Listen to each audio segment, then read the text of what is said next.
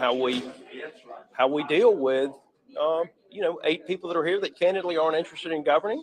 They're more interested in grifting. Republicans who have been claiming to be fiscal conservatives just voted with every single Democrat in the House of Representatives. That would be the equivalent of every Republican voting for Nancy Pelosi. That's what they did. Mr. Jordan, how disappointed are you with what happened here and Speaker McCarthy? I thought it was unfair to Kevin. Kevin, I think, has done a fine job, and he and I came in together. He's a good man, and he didn't deserve this, in my judgment. Will you run for Speaker? That's a decision for the conference. So are you open to it?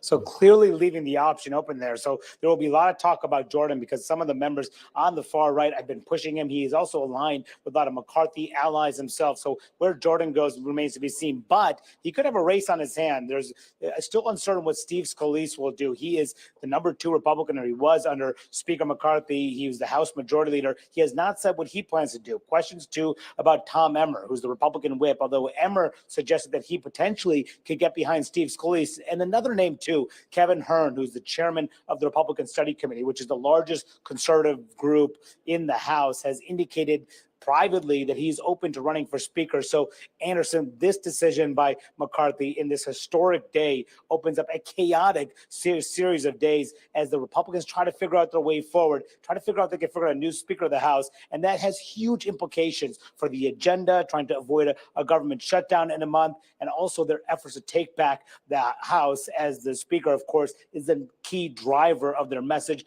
their strategy, their tactics, their fundraising. So major questions for Republicans, but at the moment, no consensus behind who could succeed Speaker McCarthy. Manaraja, appreciate it. Thank you. Joining us now, Colorado Republican Congressman Ken Buck, who voted to oust Kevin McCarthy. Congressman, what is your reaction to Kevin McCarthy saying that he will not run for Speaker again? I think that's a positive thing, and I credit Kevin for doing that. I think we need to move on. I think we need to find a new speaker. We've got several days. I'm sure there's going to be conversations going on all over the country about how we move forward. Obviously, Steve Scalise is next in line. I think people will respect that. He has some health issues, so we'll just see what his decision is on whether he's running for Speaker. What about Jim Jordan, in your opinion? I think Jim is one of the names also out there. I'm not going to make a decision until I know who's running and listen to them and hear them make a case for why they should be next up. Well, one of the Republican congressmen talking to Manu Raju in that soundbite just a moment ago said that the 8 who voted against McCarthy aren't interested in actually getting things done. And I think he referred to all 8 as grifters. You're obviously one of those 8. How do you take that? I think the criticism comes with the job. I am interested in making sure we move 12 appropriations bills forward, that we stop this reckless spending spree that Congress has been on for 27 years. We have passed an omnibus instead of the 12 bills. This year we were promised the 12 bills. We're not there yet, and I hope we get there. So what was it that made you decide to want to get rid of McCarthy? Yeah, and I really don't want to look back, Anderson. There was a lot of conversation about that in the past. I want to look forward and make sure we do the best we can for the United States Congress and make sure that we are passing laws and getting the job done. You are certainly considered a conservative. Kevin McCarthy just said at his press conference that the 8 Republicans who vote against him are not conservatives.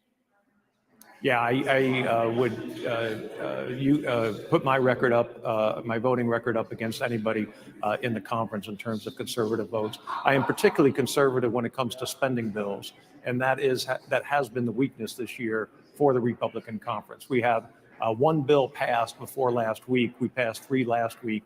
We've got 8 more to go, and the deadline passed on September 30th. So we should have been doing this in June. We should have been doing this in July.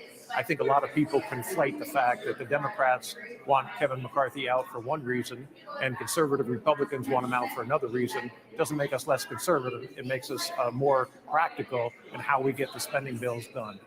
What about, all the spending and under the previous administration?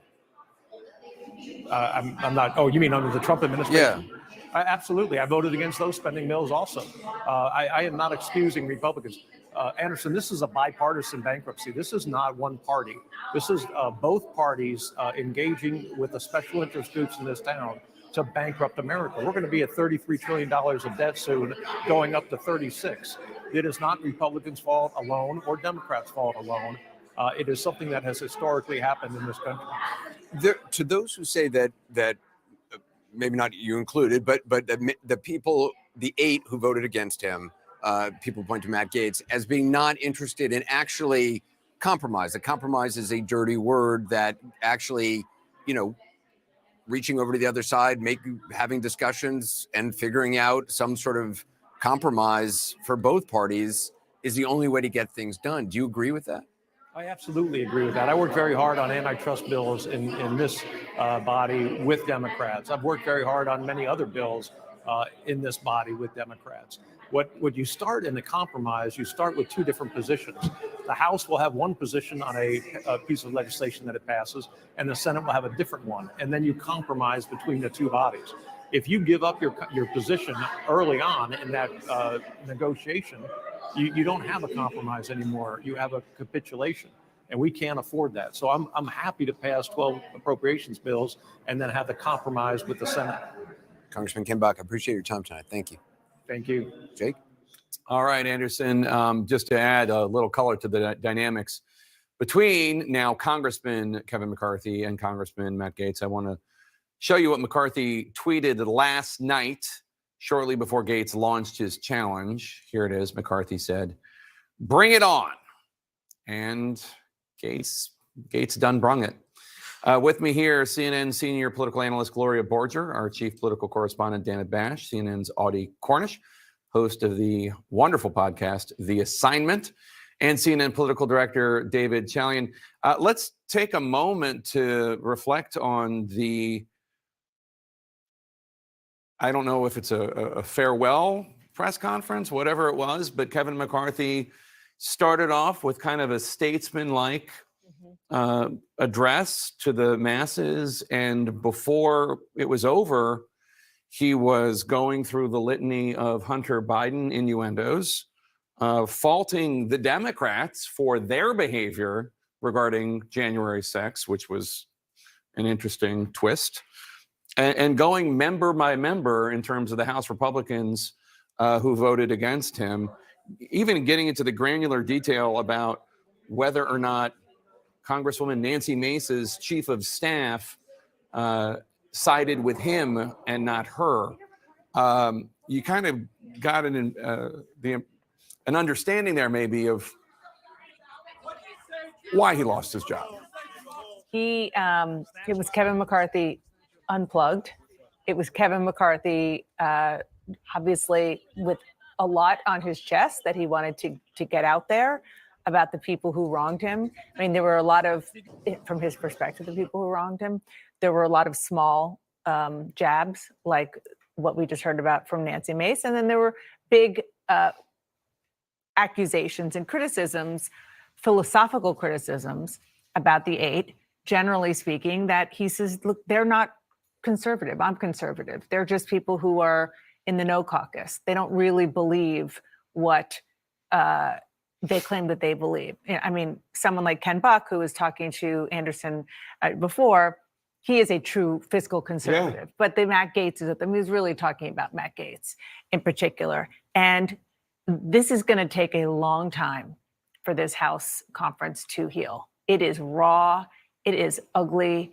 It is very, very shredded when it comes to the Republican family in the House of Representatives. And there are a whole bunch of reasons for that. But right now, I've never seen anything like this. Yeah. And I mean, it was a different Republican who said a House divided cannot stand. We saw a real succession when the Pelosi generation handed over power to Hakeem Jeffries and Kathleen Clark and the others. It was smooth. Very smooth. And the tumult we're about to see, not only is there not just automatically going from Kevin McCarthy to his number 2, Steve Scalise, and on, it's going to be a free-for-all. It's going to be a melee. Yeah. And instead of just like proceeding to a vote this evening, as I guess I thought that they might just proceed to votes, the House is adjourning until next week. There's going to be a candidate forum. They really they're in charge of the House of Representatives.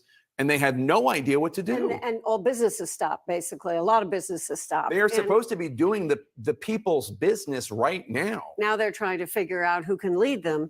And, McCarthy's goodbye, as you said, it started out in a generous way. And then it sort of went into this stream of consciousness almost about everybody he was aggrieved against, particularly Matt Gaetz, particularly the 8 people who voted against him, the 8 Republicans, where he said the country was too great for the small visions of these 8. And then it went downhill from there. And so you have McCarthy also making it clear that while he said he wasn't going to get involved in primaries if he were to become speaker, he also made it clear that now he's going to get involved in primaries.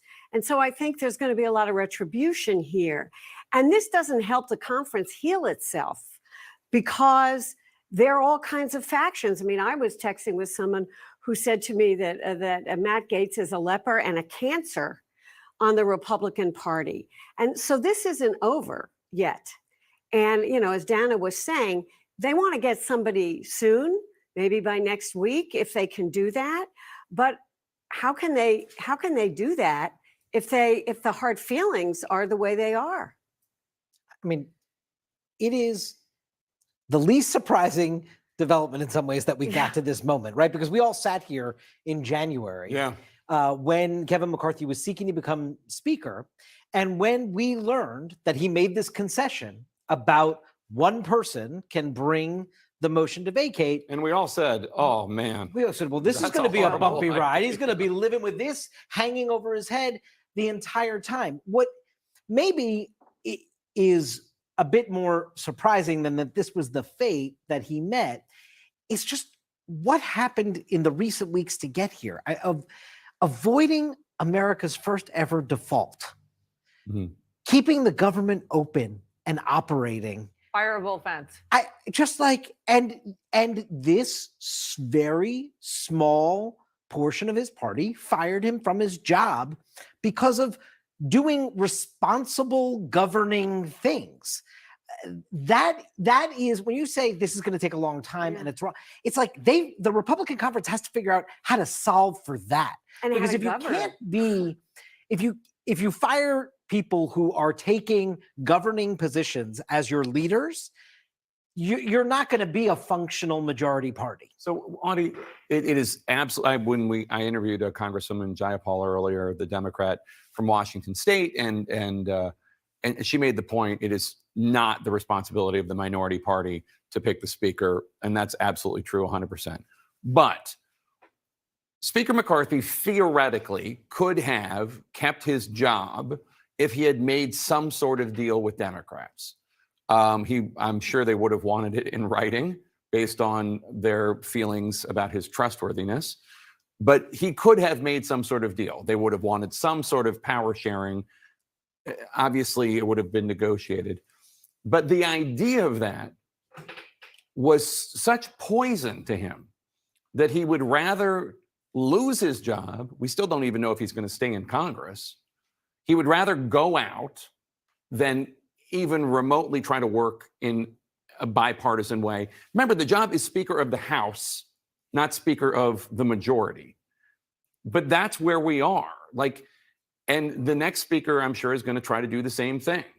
Try to run this caucus, this conference, even with these unruly 6 to 8 that are make it all but ungovernable, because the idea of even remotely getting into bed with the Democrats is so horrifying that they just can't even entertain the notion. I think one interesting thing is every few years in Washington, I feel like we sort of say farewell to a certain kind of Republican. And with Kevin McCarthy, it's the young gun. Those people who came in 2010, your Paul Ryans and your Eric Cantors. And if you're too young to remember those names, then that's part of the problem, because they didn't make it, right? They didn't become the next generation of leaders. They became the next generation of ousted leaders. And Kevin McCarthy is the final one of that group to effectively get up and say, I didn't get the job done. Now, as that speech gets longer and he tries to massage what his political legacy and write-up will be, We heard a lot of other ramblings. We heard about his mom, the Treaty of Versailles. I think Nazis came up. It was a lot.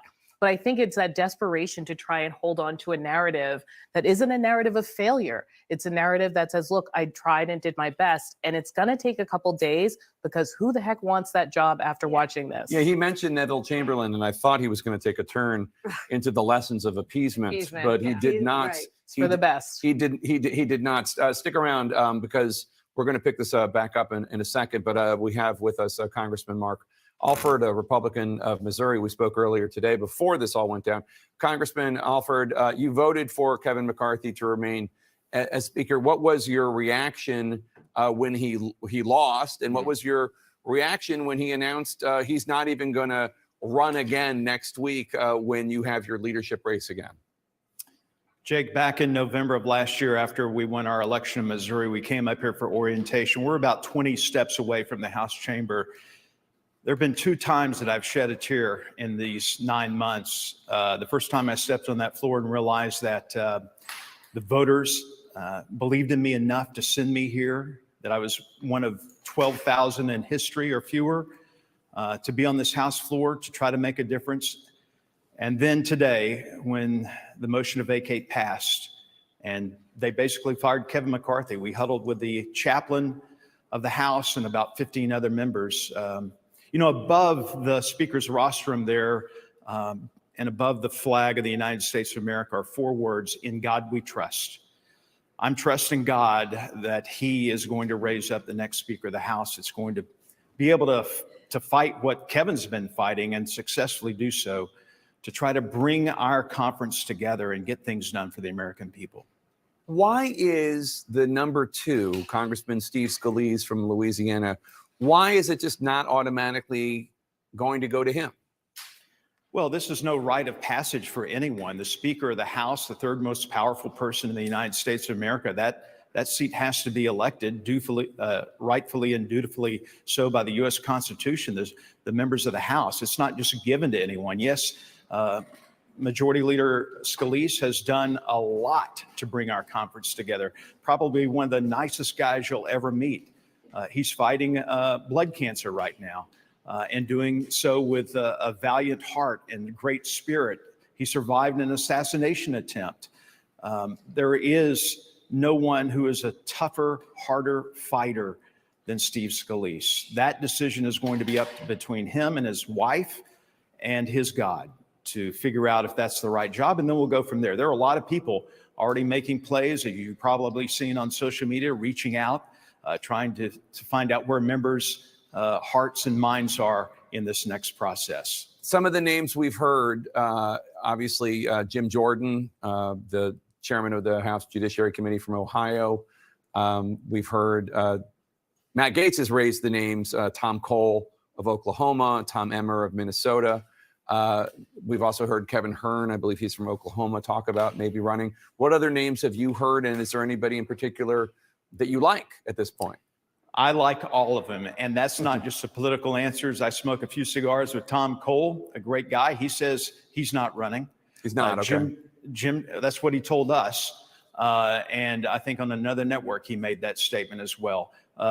Jim Jordan, a great guy. You know, when I was coming up here, the people in my district said, don't vote for Kevin McCarthy, vote for Jim Jordan. I said, well, Jim Jordan's not running. He's voting for Kevin McCarthy. So now that he's running, I think he deserves a close look. Tom Emmer, our majority whip, is also a great individual, a man of integrity. There are quite a few names. Jody Arrington, our budget chair. No one has a better grasp on the budget, and that is the singular thing, that and border security, 2 things that we need to really correct in America if we can move forward.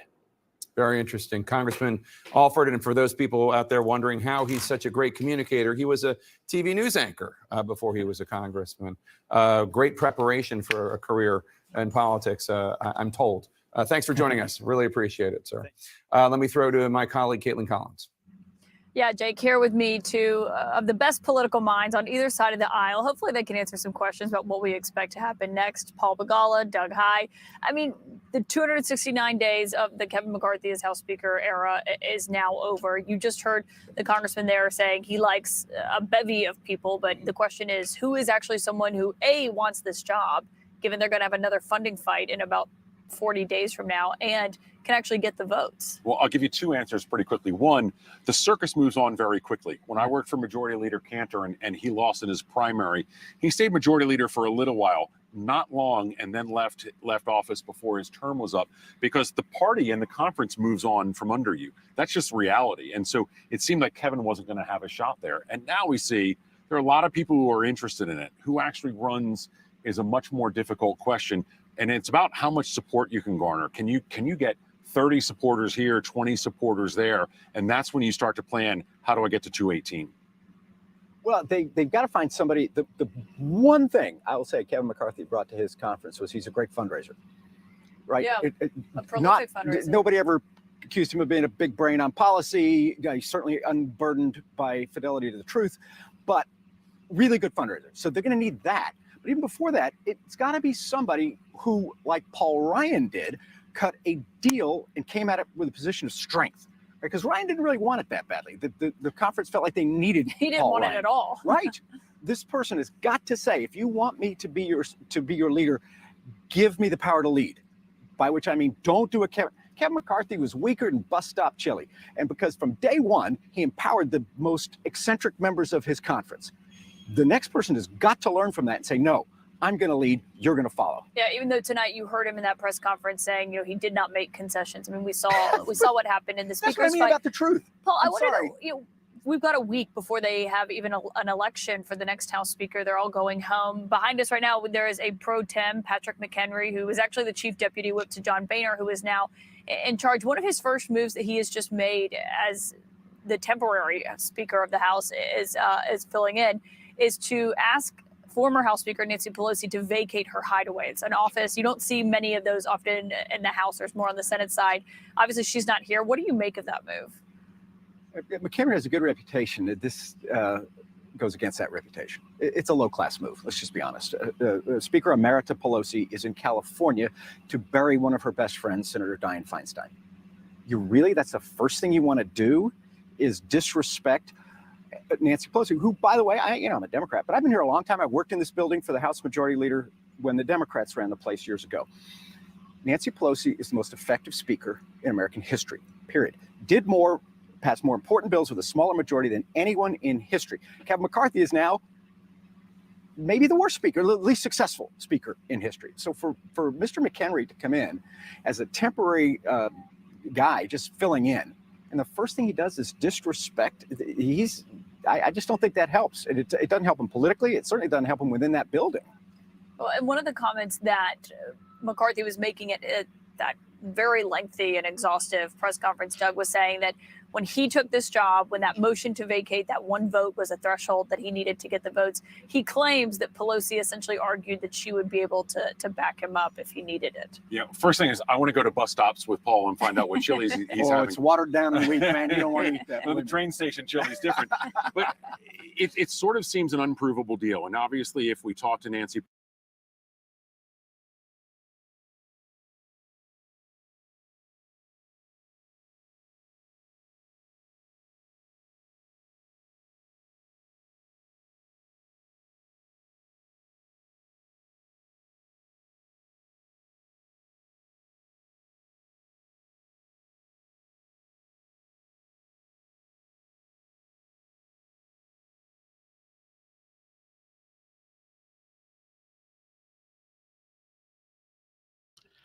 I'm so sorry. I didn't know I was muted. So I'm sorry. Yeah. So we thought to bring this to you, especially folks back home with no access to cable news, and even some people here in the United States, they don't have cable. They watch local news and sometimes YouTube and other stuff. It was important. This is a big history. We have to actually, think about some of these things when they happen, because we have our country wherein speakers of the House inflating the budget, involving in all kinds of corruption and corrupt act, but they go, scot-free.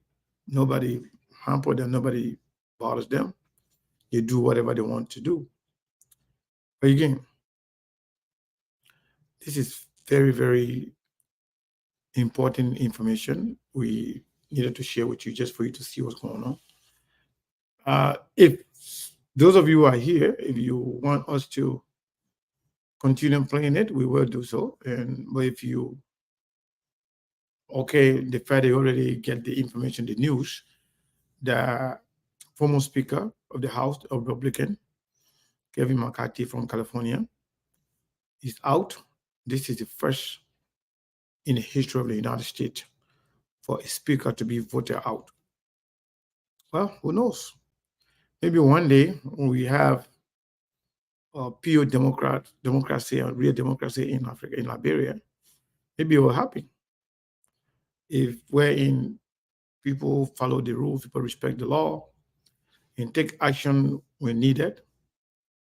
I mean, somebody say second. I'm not sure. It was an attempt before, but there was a motion on the table before. That was 1910. But for a speaker to be voted out, sometimes one thing to put a motion on the table, but it's another thing for it to go through. For example, Bill Clinton was impeached, but was now voted to be removed from office. Similarly, Donald Trump was voted twice, impeached twice, but was not voted to be removed from office. Well, this person is saying, Lafayette Curtis saying that the first one happened in 1906. Well, we will make research. Maybe you're right. But for what we know, this is the first time for Speaker of the House to be voted out of office. But again, I want to say thank you for those of you who decided to follow. And we just thought to share the news with you. And we will close. We'll see you tomorrow on our regular news time. Every time when there's something important to share with our people, we'll definitely do so. If some of you decide to stay here and follow, then I can keep it going. But if not, we will close it and see you tomorrow. So let me know if you decide to keep it. I will keep it for a little bit. If not, we will definitely,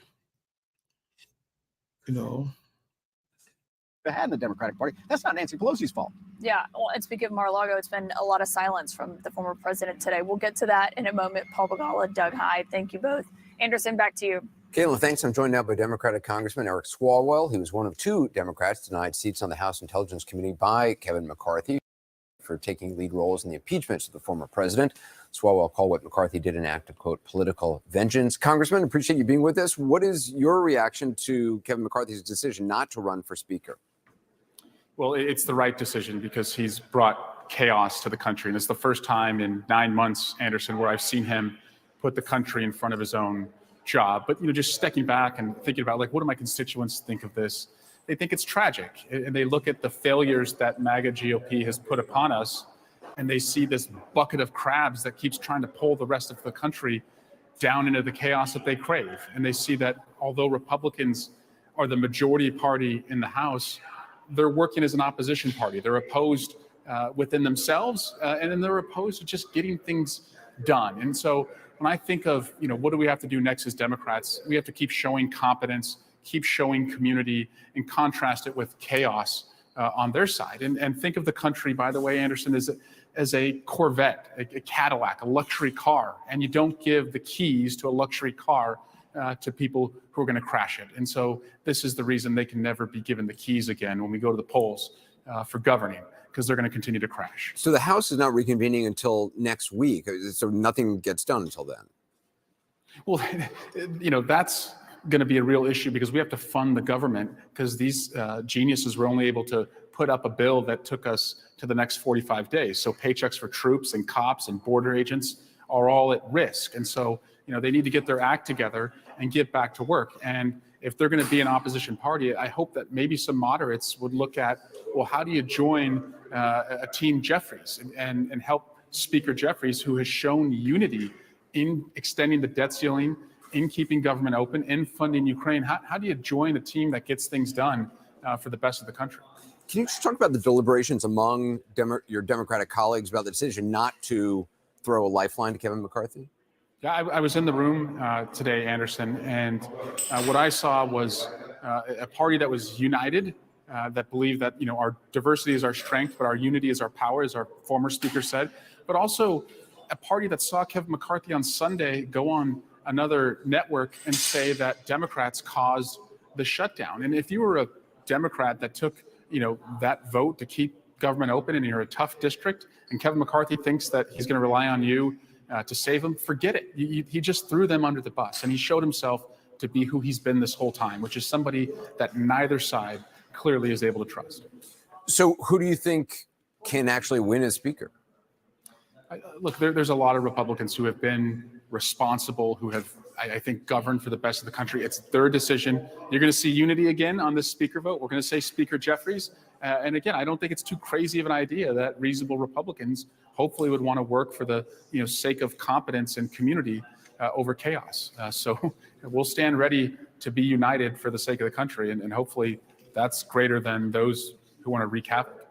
Congressman Swalwell, appreciate your time. My tonight. pleasure. Thank you. Joining me now, CNN senior political commentator Scott Jennings, former Republican Congressman Charlie Dent, also CNN political commentators Elizabeth Farr Griffin, Jabal Simmons, and former Republican Congressman Adam Kinzinger. Congressman Dent, I mean, you know the House well. You served with Kevin McCarthy. What do you make of this Michigas? Well, my reaction has been that surrendering your way to victory is really not winning, which is what happened when he got the speaker's gavel. He gave in to these guys on the motion to vacate. Just one person He dug his own grave. Dug his grave. He put 3 of them on the Rules Committee, 2 on the Appropriations Committee. He just opened up an impeachment inquiry. Did he have any other choice though at the time? Well, in order if he wanted power. Yes, I mean I've said all along. Well, maybe you have to go and talk to some Democrats to help you elect a speaker and maybe start doing some power sharing arrangements. I mean, I know some people think that's crazy, but given where we are now, Scott Jennings over there, right there. For one I mean, does. rely on them. They do it. They did it in Texas. They did it in some other states. They had to do this because if you have a group of rejectionists like they do, who don't have an affirmative sense of governance, as Kevin said himself, they want to blow the place up. You're going to have you need 218 votes. He just doesn't have it. So he's got to get them from the Democrats, whether it's on the debt ceiling, whether it's on the continuing resolution, disaster assistance. Scott, what's wrong with that? Well, look, I agree with you when you have a group of people who don't exist within your party as a functional matter, you've got real problems. I mean, the reality is Democrats understand that politics is a team sport and Republicans just don't right now. And you've got essentially coalition government in the House right now. You've got 210 Republicans, 213 Democrats, a handful of may caucus with whoever, and Nancy Mace is on she's on Earth too. So I don't know where she fits in. And so your idea is interesting because it's exactly what Matt Gaetz did today. He joined with the Democrats in his faction to kick out the speaker. So as long as you have that group roving around under the current rules, whoever gets this, Scalise, Emmer, whoever, you cannot take this job with the current rules because you'll be right back in the soup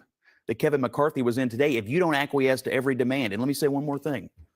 The demand is going to be, I bet, nothing for Ukraine.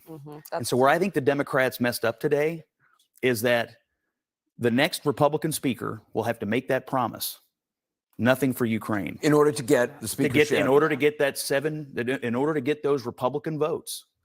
And if you make that promise, if I were Zelensky tonight, I would be fearful of where this leads because you have strengthened that position. Congressman Kinzinger, I mean, you've been a vocal critic of Kevin McCarthy, your former colleague. Do you think that's true, that any future to get the next speakership, they're going to have to say no Ukraine aid?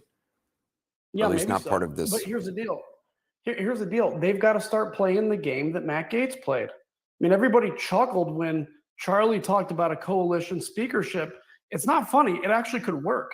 It's actually the one way we can actually fix this institution. For Matt Gaetz to get 8 people and to destroy the institution, to think that there could be 8 people now in the GOP that support Ukraine, for instance, to say, we are absolutely not going to vote for, come hell or high water, anybody that promises no money for Ukraine. That's how you actually fight back. The problem is you end up seeing all these people, though, that instead want, I mean, Charlie and I know these folks. We were these folks. We want to get along as a Republican Party. We want peace. We want things to work. They're going to have to start playing hardball, because I agree that the Ukraine thing could be the deal. That would be devastating, not for Ukraine, for America's reputation around the world, for Taiwan, and for China being emboldened. But will we need Republican- 8 to 10 people to do that. But will Republican members of Congress be willing to risk being attacked by, folks in their districts for aligning themselves with Democrats to get things done? Well, I don't know, because I saw a lot of people that were unwilling to vote to impeach an obvious corrupt president of the United States, but they need to. And I don't think people are going to lose their job because they're fighting for aid for Ukraine. I mean, keep in mind, Republicans still generally support aid for Ukraine. You've got to quit letting the legislative terrorists run the caucus. And until you play their game, they're going to continue to be legislative terrorists, and they're going to continue to win. Sorry, Listen, 18 Republicans won in districts that Joe Biden carried. So if you're someone like a Don Bacon, a Brian Fitzpatrick, a Mike Lawler in New York, it's worth considering. I find it extremely hard to see sort of in your era. I think the 2015 period, there could have been sort of a coalition type government with Democrats, but the incentive structures on the right are so loud, they're so harsh, and you will be so destroyed if you choose to side with Democrats on any major issue.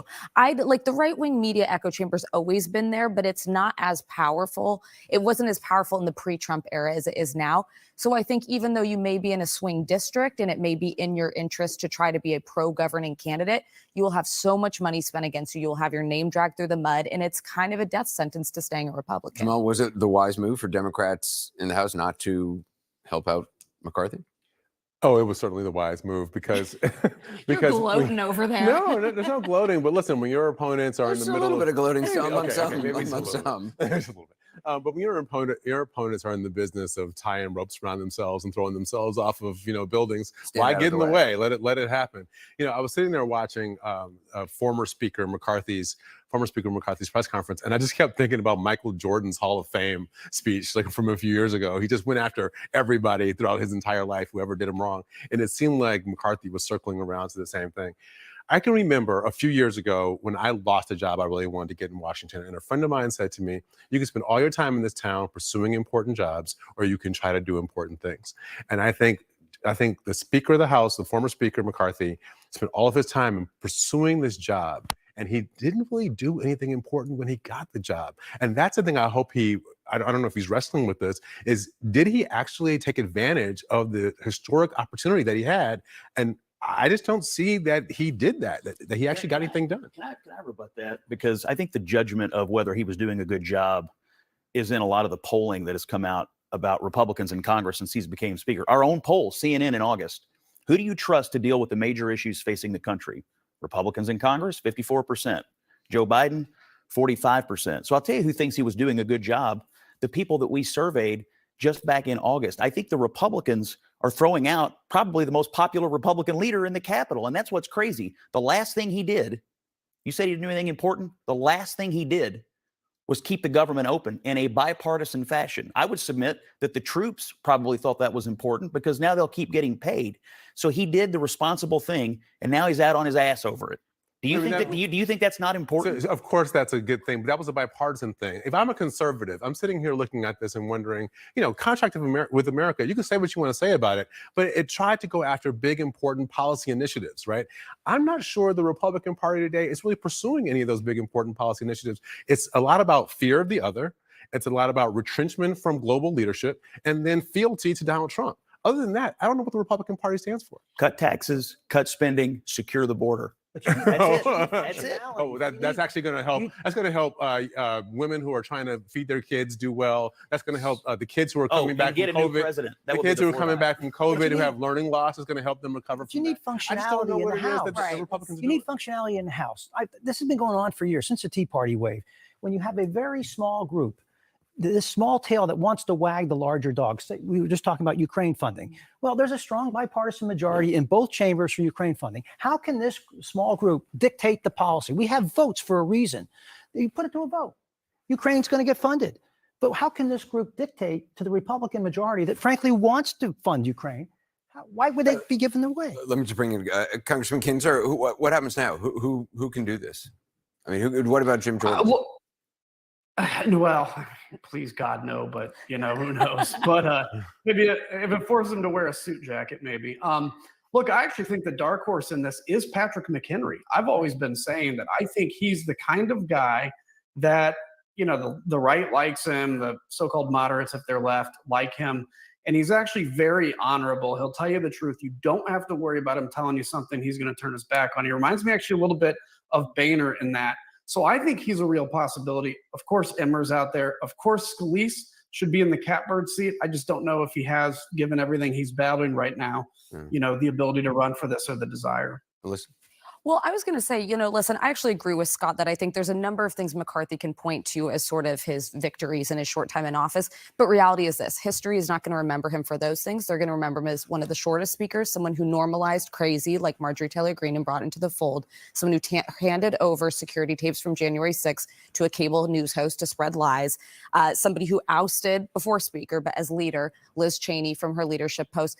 That is the defining mechanisms around Kevin McCarthy, because everything was in pursuit of becoming speaker, not for the betterment of the conference, frankly, or the country. We're going to pick up the conversation again shortly. Right now, for viewers who might be just joining us, we're talking about a day unlike any in Washington since 1910. That's the last time House members tried to throw out their speaker, and it didn't work then. 113 years later, for the very first time, members tried to throw out their speaker, but this time, Anderson and Caitlin, they succeeded. Yeah, and Jake and Anderson, of course, Kevin McCarthy only serving for 269 days, his speakership undone by 8 rebel Republicans led by Congressman Matt Gaetz of Florida, using that rule to force him out that McCarthy himself agreed to, of course, as a condition to get the job as House Speaker. Now a vote, at least an election, is expected next week, a week from now, a week from tomorrow night. The jockey for the position, though, is already underway tonight, and CNN's Melanie Zanona is covering it all here at the Capitol. Melanie, what's the latest now that we just heard from Kevin McCarthy saying he will not try to run for speaker again? Who is now going to try to enter this race? Caitlin, that is the question of the moment right now. And we've heard from a number of Republicans who say there are a couple names floating around, and that includes Steve Scalise. He is the #2 Republican, the House Majority Leader. He is seen as the likely next in line, the heir apparent. And I am told that he has been calling members tonight. His team has also been calling members, and that he is already lining up supporters. One of those members who heard from him tonight said he's getting a good amount of support already. So just to give you a sense of how quickly things are moving here. But I'll tell you, there are some other names in the mix as well. I'm told that there are some members who have been encouraging Jim Jordan to run. He is a conservative. He was a co-founder of the Freedom Caucus, but he's also become a Kevin McCarthy ally. He is the chairman of the Judiciary Committee, and he is someone who is also seen as a potential contender here. Now, it's unclear if he would run. He was asked by Armanu Raju earlier whether he would be open to doing so, and he said it is up to the conference. So clearly leaving it open, though it's unclear whether he would mount a challenge to Steve Scalise. Now we're hearing some other names as well. Kevin Hern, he's the head of the Republican Study Committee, which is the largest conservative caucus in the House. But at this point, Caitlin, it looks like Steve Scalise is making moves to become the next speaker. They have until next week. There's going to be a candidate forum on Tuesday for any speaker candidates to try to make their pitch. And then they will move to try to elect a speaker on Wednesday. So again, things moving quickly, but as of right now, the House is paralyzed and they cannot conduct any other business until they elect a new speaker. Right. They're moving quickly, but not necessarily that quickly if they're going to wait over a week before they actually hold that election, given they have such a time crunch with time to actually fund the government when this temporary bill that they just passed runs out. I mean, is there a sense of why they are waiting this period of time to pick a new speaker? Well, listen, they are in such a period of uncertainty, and they just didn't want to start ramming an election down the Republicans' throats again. They wanted to give some time, especially now that Kevin McCarthy has stepped aside. It is really a whole new ball game. Unlike in January, where he was in the race for round after round, no one else was willing to step up to the plate. But someone like Steve Scalise, for example, has long been waiting in the wings. He never wanted to challenge Kevin McCarthy outright, but now that he is out of the picture, he's clearly making his moves. But I'll tell you, back to your earlier point about government funding, that was a concern raised by a lot of Republican members today about if they were to go forward with the motion to vacate and potentially oust Kevin McCarthy as Speaker, which they did, that it was going to delay their appropriations process. The same appropriations process, we should point out, that Matt Gaetz had been fighting for. So now all of that is delayed. They were supposed to be marking up bills this week and next week, trying to move towards that November 17th deadline. That's going to be a lot harder. And I can tell you, whoever is going to be the next Speaker is immediately going to have to deal with that next challenge. And the question becomes, what do they do? Do they have to pass a short-term stopgap bill to keep the government open and avoid a shutdown, the very thing that Kevin McCarthy was punished for? So a lot of questions here tonight in the Capitol, Caitlin. Yeah, not exactly an appealing job, Melanie. Keep us updated on who's in first for that race. I'm joined now by Republican Congressman Tim Burchett of Tennessee, one of the 8 Republicans who voted against Speaker McCarthy, who we spoke to last night. Congressman, first I want to get you to respond to something we just heard from former Speaker Kevin McCarthy, who was saying essentially that the 8 of you who voted to oust him are not real conservatives. What's your response to that? Well, I say he's bitter, and I'll take it at that. And my concern all along has been that we took 6 weeks off, as you know, in August and September. We take in $5 trillion a year. We spend $7 trillion. We pass continued resolution after continued resolution, and the reason they do that is so we don't have a shot at it. We're required really by law to do a couple of things. Pass a budget and the 12 appropriations bills. Yet they do a continued resolution to hide a lot of things, in my opinion. They grease their buddies, their lobbyist buddies, and the powerful stay in power. And they all say, oh, this is a terrible thing. And then they say, we're going to pass this continued resolution so we won't have to pass another. So when he says you're not looking to be productive, you think he's wrong? He's absolutely wrong. I want a budget. Why are they afraid of a budget? Jody Arrington out of Texas is an excellent chairman of the budget committee. I was on the budget committee. I asked to be taken off because we've never done any budgets. Now Jody gets on. He brings a budget. They bring him before conference. He gets his 10 minutes. They give him a little complimentary golf clap, and they send him on his way. But we're required to pass a budget. Every state in this great union passes a budget. I come from Tennessee. We're a balanced budget. I'd say your family has a budget. Mine does. Church, synagogue, your charity, your business. We have a budget. But this place back here doesn't have a budget. Did you bring this up? I mean, you had quite what sounds like a testy phone call with the Speaker after you and I spoke last night.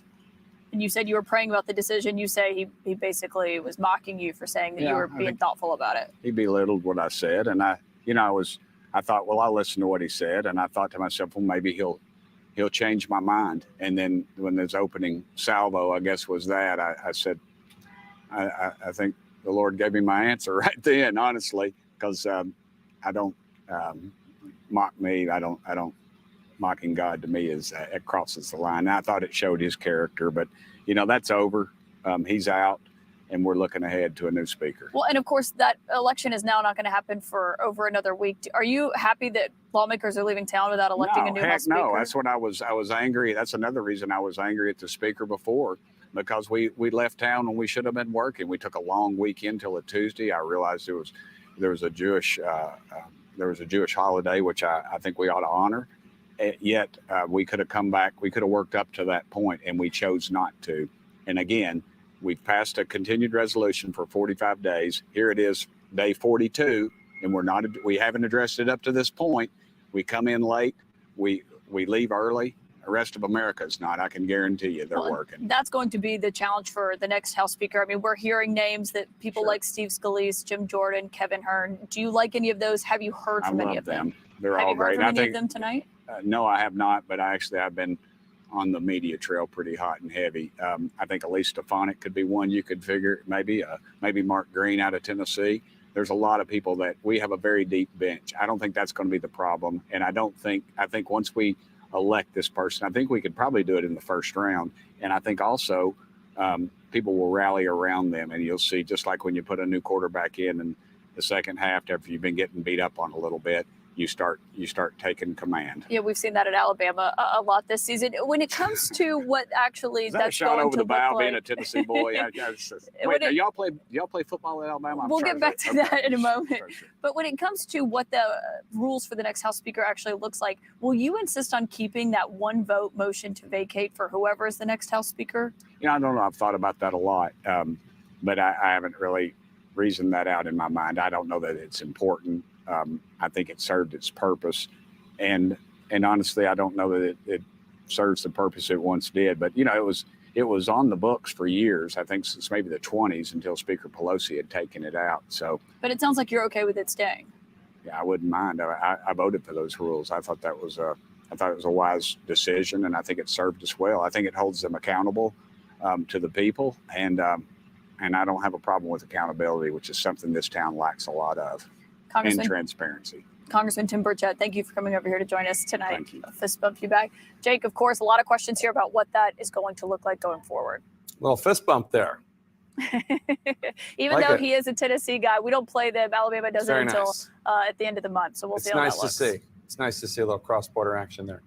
Thanks, Caitlin. Even though this is playing out as a fight among House Republicans, obviously the interest in having a functioning House of Representatives is bipartisan. It's frankly nonpartisan. And obviously it does include everyone, including the Democrats in the executive branch. And CNN's Kayla Tausche is at the White House for us. Kayla, what is the reaction at the White House this evening? There is not a Speaker of the House. Well, Jake, the White House is trying to project an image of calm and to strike a contrast with the chaos on Capitol Hill. And just this evening, the administration releasing a statement urging House Republicans to elect a speaker quickly so that both sides of Pennsylvania Avenue can get back to the business of governing. But aides tell me that President Biden is going to aim to strike a tone of business as usual throughout the rest of the week. Tomorrow, he has a policy-focused speech on student loans. And today, in messaging blasts that the White House has put out for many weeks, in today's, they announced a split screen of President Biden touting his negotiations for lower drug prices, contrasted with Republicans trying to repeal the legislation that authorizes the president to do that, not highlighting the motion to vacate or any of the drama that was happening on Capitol Hill. But that's the White House trying to stay above the fray, Jake. The Democratic National Committee, posting on social media platform X, has reacted somewhat with glee, calling the GOP a three-ring circus and posting movie memes. And in some of those same split screen images, taking their own liberties and pointing out that chaos for that motion to vacate. Well, it was chaotic, and for some reason, a reason that eludes my understanding, the Republicans have decided to take a week-long break before picking their next leader, although they could be doing it right now. Presumably, I'm not the only one asking this question. Is there, and I realize that even if you know the answer to this, the Democrats in the building behind you might not want the answer public, but is there a particular Republican in the House of Representatives that the White House might think would be the easiest to deal with in terms of, let's think of two pressing issues, Ukraine aid and avoiding another government shutdown, which is coming down in just like 43 days? Well, certainly having a week off is not going to help the effort to avoid a government shutdown by any stretch of the imagination, and securing more aid for Ukraine would be seen as the administration's first priority. Just today, the administration suggested once again that it was assured by House leadership and the chairs of the relevant national security committees in the House that there would be support for that aid. But Jake, when you look at their voting records, which is one of the things that the White House points to often, you sort of have a spectrum of support and a pretty wide range, if that, among the names that have been floated so far. Tom Emmer, based on his voting record and his public statement so far, would be seen as the staunchest supporter for Ukraine aid. Then you have Steve Scalise, the number 2 Republican, who would be somewhat in the middle. He's made some neutral statements recently, and it's unclear whether when John Kirby, the NSC spokesman, was saying that there was support among House leadership, whether he was referencing Steve Scalise as part of that bucket. And then, of course, there's hardliners like Kevin Hern and Jim Jordan, who would be seen as anti-Ukraine based on their voting records. But again, Kirby has suggested that those are a very vocal few, and they're in the minority, and they still believe that there would eventually be support. All right, Kayla Tausche at the White House. Thanks. Senate Minority Leader Mitch McConnell just weighed in, quoting from his statement, which reads in part, quote, Speaker McCarthy has my sincere thanks for his service to our nation in what is often a thankless role. The Speaker's tenure was bookended by historic fights, but as he reminded his colleagues when he took the gavel, our nation is worth fighting for. Minority Leader McConnell from Kentucky tonight. Back with the panel. And Dana Bash, I wonder if there are viewers, voters out there who are thinking to themselves, boy, if I worked for an organization that couldn't get its act together, I don't know that I would then immediately be taking a week-long vacation. That doesn't seem to me to be the response that every other person in the rest of the world would immediately be doing, taking a week off.